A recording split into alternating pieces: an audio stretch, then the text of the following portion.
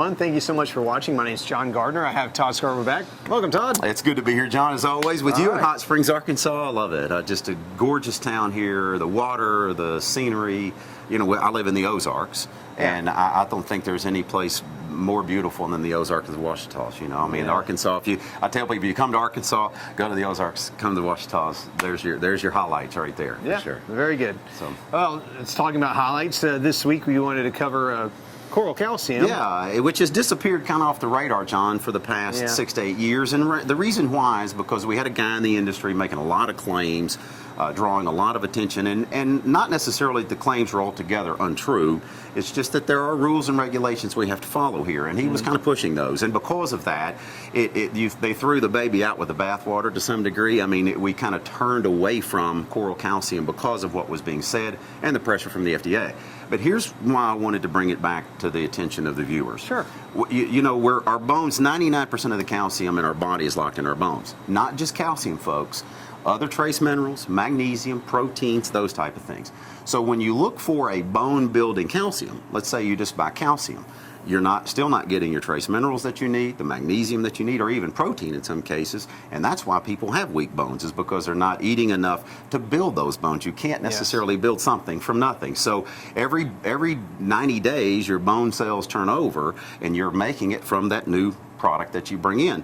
The reason I love coral calcium, and this is the reason I want to bring the attention to the viewers, when you look at the matrix of the human bone and the makeup of it, as far as the minerals and the proteins, and you look at coral calcium, it's almost identical. I mean, almost identical. Now, coral is basically an animal. I don't know how it's deemed as such, but they deem it an animal that's like it's stuck in one spot, you know, like a lot of animals are. But when you look at coral calcium, you look at the makeup of it, because it's an animal and because of the makeup of the structure of its bones are very similar to humans, then it only makes sense that it would build bones more effectively, and it would be the ideal source of calcium. So I'm really a huge fan of this. One thing too, John, in my research, when I was doing the research on this, blew my mind. They're actually using coral, believe it or not. You know, when you do implants of any type, let's say you take a kidney from somebody and put in someone else, you have to suppress the immune system. Even if it's your brother, same blood type, everything else, the body starts attacking it, okay? You can take a piece of coral, stick it in the body in place of a bone, and the body will accept it without any rejection. I was mystified when I read that. I could not believe that that could be the case, but they are using it now as far as implants, other things, tendons, ligaments, those type of things. Calcium, coral calcium.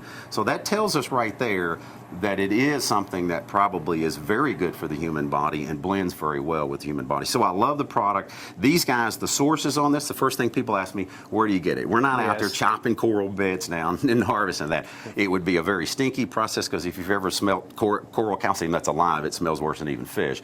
But what happens here, this is an ancient bed that we're tapping into in Jamaica, and it's basically a mine that's been there for millions of years. It's a deposit that's been there a long time. We're mining that and using that. So the purity of that source, there's no question about the purity of it, because it's from millions of years ago. And then in turn, again, the efficacy of it. We're doing it ethically. We're not harvesting anything that's alive. So a real good source of calcium, a great overall combination. And then for people 50 and beyond, assimilation is a big problem, John, as you know. Assimilation of any of our minerals in our food. So this assimilates better than anything, blends with the bone. So when you're talking overall bone strength and density, I think we've got the king right there.